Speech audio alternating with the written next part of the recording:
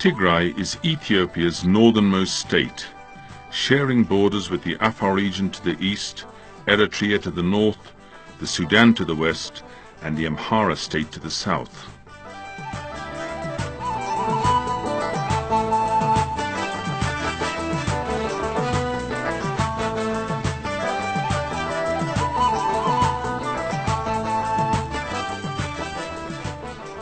For many Ethiopians, the name Tigray evinces a dazzling history that goes as far back as the time of King Solomon and Queen Sheba. For others, it is a place of the devout and religious. Yet for many others, it evokes memories of the unmatched bravery and sacrifice paid to defend the country's freedom and independence.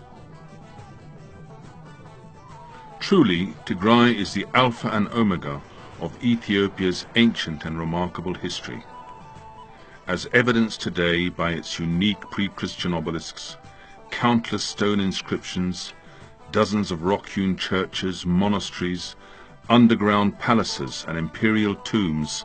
Tigray was once the country's architectural workshop.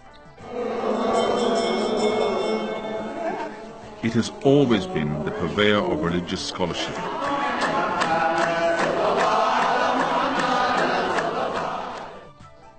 Ecclesiastical paintings, Christian hymns, as well as a source of administrative and political systems and thought.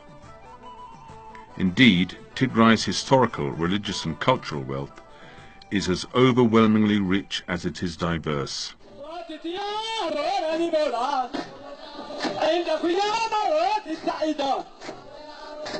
In addition to the Tigrinya-speaking Ethiopians, Tigray is also home to two minority Ethiopian nationalities, namely Irob and Kunama, who live in the northeastern and northwestern parts of the region respectively.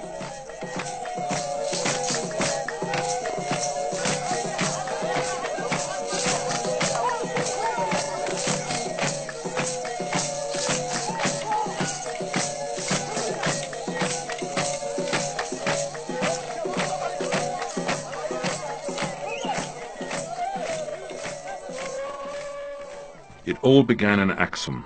Some 3,000 years ago, Queen Sheba ruled the region from its capital, Aksum. This ruined palace, locally known as Dengur, was the very site of her imperial residence. I was very surprised to see the palace here and to hear about the history. I read something in Germany about the history. It's a great impression to see that the culture was very, very high in this area of Africa long years ago now, centuries ago. I was very surprised. One can also see the Queen's Bath, Mai Shum, at the northeastern tip of the city. Aksum is a city whose numerous mysteries remain largely undeciphered. One of its best-kept secrets is the presence of the lost original Ark of the Covenant of God, which is believed to contain the stone tablets on which God inscribed the Ten Commandments. The Ark was brought to Aksum from Jerusalem after the visit to the Holy City by Menelik I, the son of King Solomon and Queen Sheba. Ever since then, the holy object has been safely kept here. This makes Aksum one of the most sacred cities on earth. This was representation, Menelik I, son of Solomon and the son of Queen of Sheba. This was the son of priest Sadok, priest Azarias, who was carrying the original Ark of the Covenant. As the epicenter of the Aksumite civilization, Aksum was famous for its economic prosperity, architectural ingenuity and cultural vibrancy. Arguably, the obelisks at the ancient city of Aksum are the best-known legacies of this great civilization.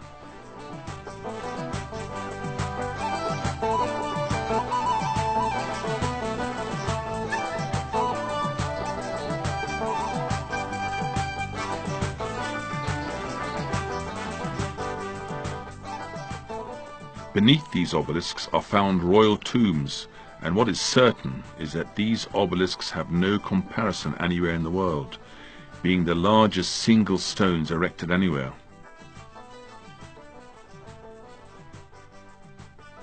The largest and heaviest of all is the fallen obelisk, Decorated on all of its four sides, this 13-story obelisk is 33 meters high and 4 meters wide.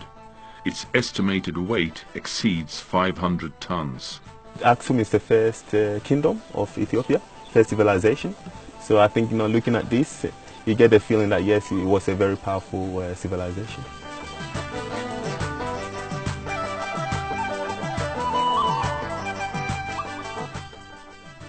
With 11 stories, the second largest obelisk is 26 meters high. It is decorated on four sides too. Looted by fascist Italy in 1937, it was taken to Rome in 3 pieces. It took 7 decades before Italy finally gave in to the intense diplomatic and popular pressure from Ethiopia and friends of Ethiopia to return the stolen obelisk to its rightful owners. This is the third largest and still standing obelisk. This 10-story obelisk has remained in the same place and position ever since its erection, though its apparent tilting has caused a lot of concern among Ethiopians in recent years. These unique and magnificent obelisks represent Aksum's technological superiority. Even today, no one knows how these massive monolithic edifices were quarried, transported or erected.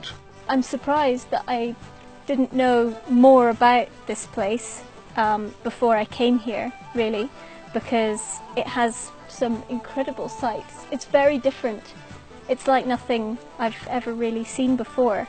So to me, it's very interesting, and the amount of archaeological information, particularly in the museum, is very interesting as well. It seems that it's a very early period of time. Ethiopia's Christian capital. Built in the 4th century AD, the original church of St. Mary of Zion at Aksum was the first church in sub-Saharan Africa and perhaps one of the earliest and most revered churches in the world. The most recent church was built in 1965 by Emperor Haile Selassie and was inaugurated in the presence of Queen Elizabeth II of England. The city of Aksum serves as a base for visiting a number of historical and religious sites, including those in and around Yeha and Adwa.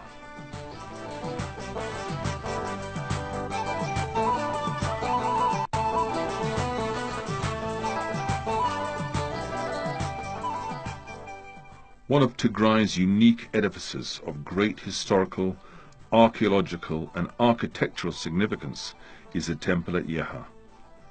About 60 kilometers east of Aksum, the temple at Yeha is thought to have been built in the 8th century before the birth of Christ.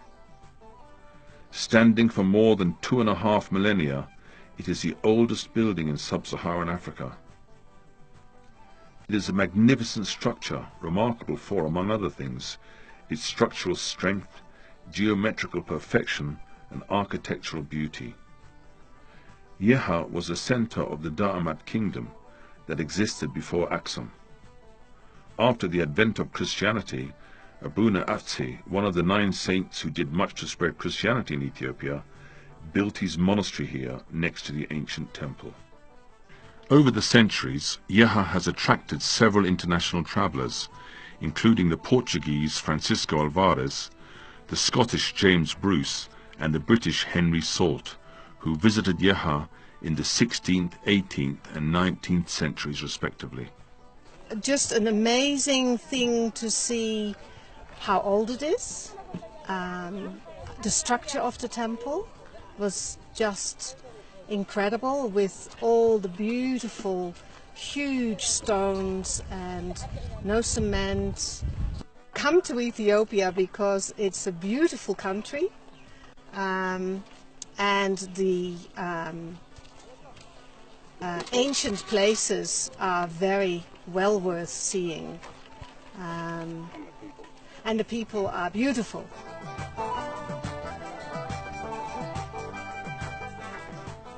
Very close to Yeha, the site of the Battle of Adwa can be visited without the need for much walking. It was right here in the cleavage of these dramatic mountains, the teeth of Adwa, where the fate of our nation was decided in 1896. Here the ill-equipped and ill-trained Ethiopian militias, drawn from all over the country, delivered a stunning rebuff to the colonial ambitions of Italy and triumphed over an invading modern Western army. Today, Adwa remains a symbol of resistance that preserved the independence of this ancient country. A milestone in African history, the glorious victory of Adwa also inspired the black people around the world to stand up and fight for their freedom.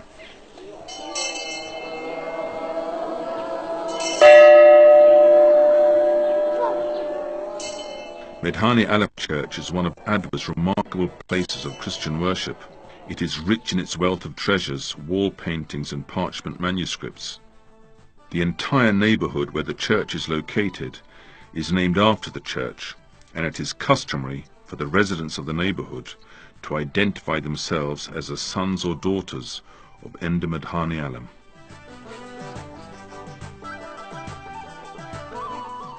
Dedicated to one of the 9 saints, the church of Abba Garima has both religious and historical significance. As a site of one of the earliest churches in Ethiopia, its role in spreading Christianity to the rest of the country was enormous. The illustrated 6th century Gospel, the only one of its kind, is one of the most notable treasures of the church. Less than 5 kilometers southeast of the Battle of Adwa, the church has gained additional significance for being the burial place of Ras Alula Abanega, the famous Ethiopian military commander who defeated the invading Italian army.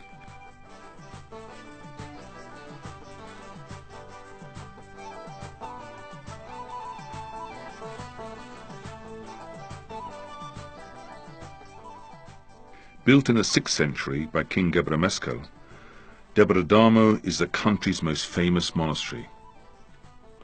Best known for its Christian scholarship, remote location and rich collection of ecclesiastical treasures, the monastery of Debre Damo stands out as a site of totally genuine, authentic monastic life. Young monks from all corners of the country flock to Debre Damo in pursuit of Christian learning. Even today, the monastery is viewed as the Harvard of Christian scholarship. Isolated from the world and surrounded by sheer cliffs, the monastery is situated on a very high plateau. The church can only be accessed by this 15-meter plaited rope, which is hanging down from the top of the cliff.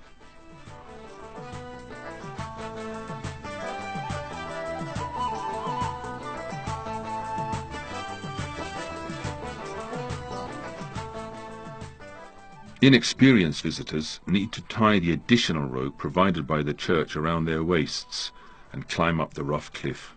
There is like a monastery, many monks, there are 2 churches. Something that I found interesting is how they collect water, because there is no springs.